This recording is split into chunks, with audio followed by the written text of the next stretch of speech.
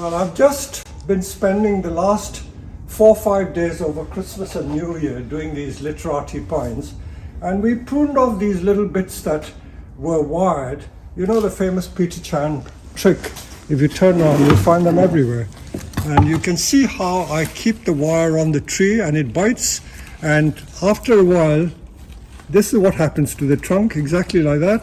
And the ones you cut off, if you can peel the bark, you get this very nice natural gin. Now that is not a collected piece of driftwood, but this came from this literati that I worked on 2 days ago. So let's go and show you where I got this from. There's another example. That was a tree that had wire on, so we removed the bark, so that's what it looks like.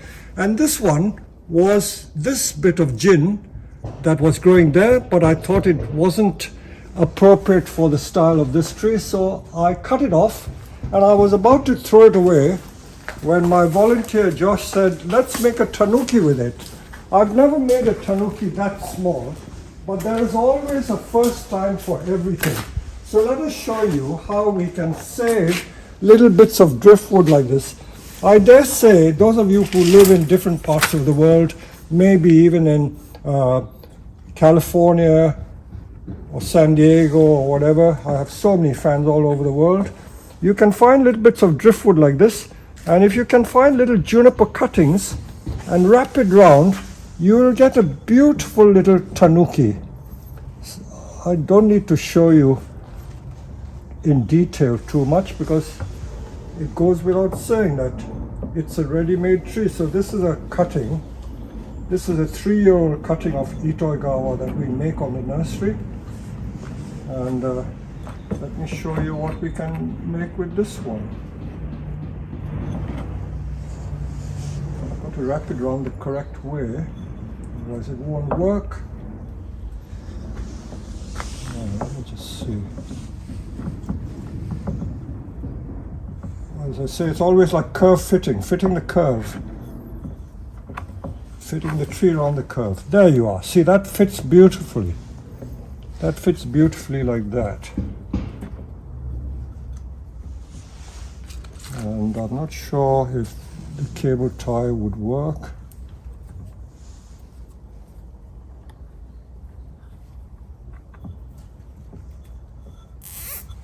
I think it will work.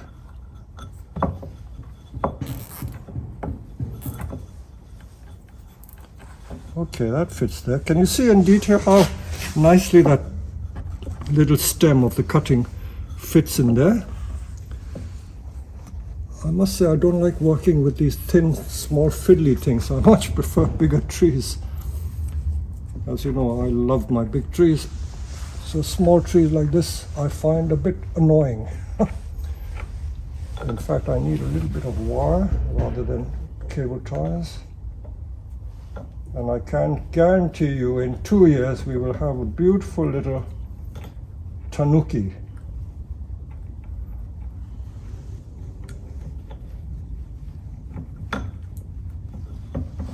So something that had a very thin, scrawny trunk, by making it a tanuki, it can make the trunk look much thicker. I think I may have to use another cable tie.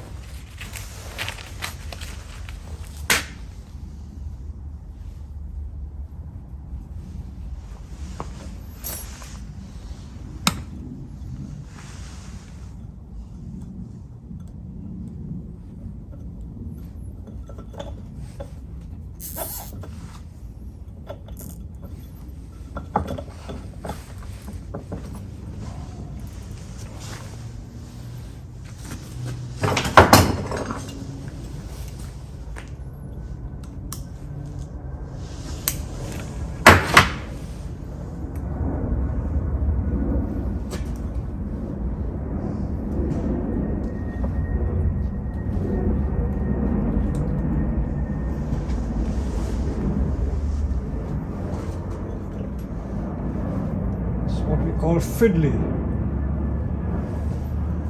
Very fiddly.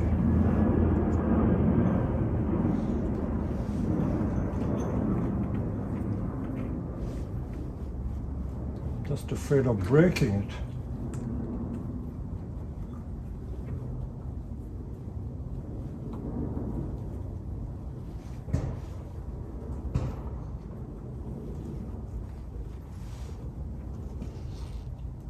So whenever you prune your junipers, save them for cuttings. They're ever so easy to propagate.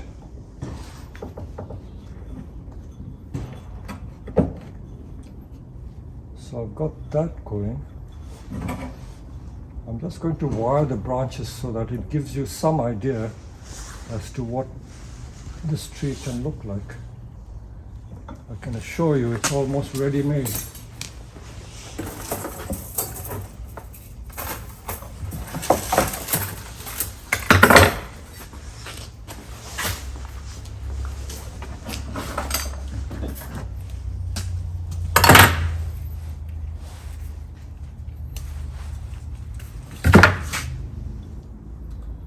So let's find a branch, 2-branch principle.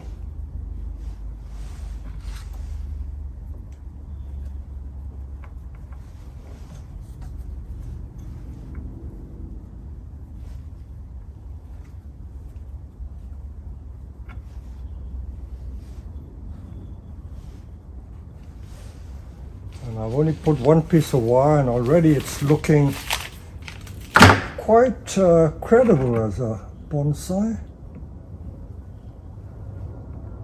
I'm just going to tie the trunk a bit tighter.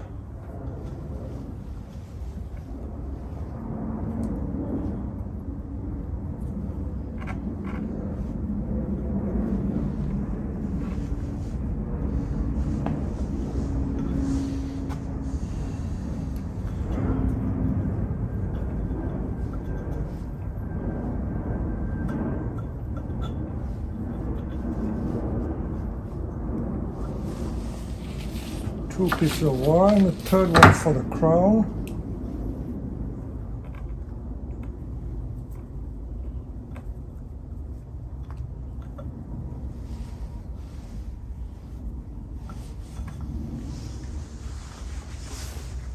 And hey presto, how about that Tanuki with a bit of gin from another tree. Nice. So that looks credible. I can plant it lower.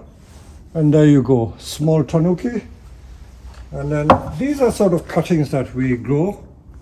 We don't let them grow fast. We like to keep it old. So this cutting would be at least 3 years old. You see how? No bigger than so you can see, you can make a small show hen with this.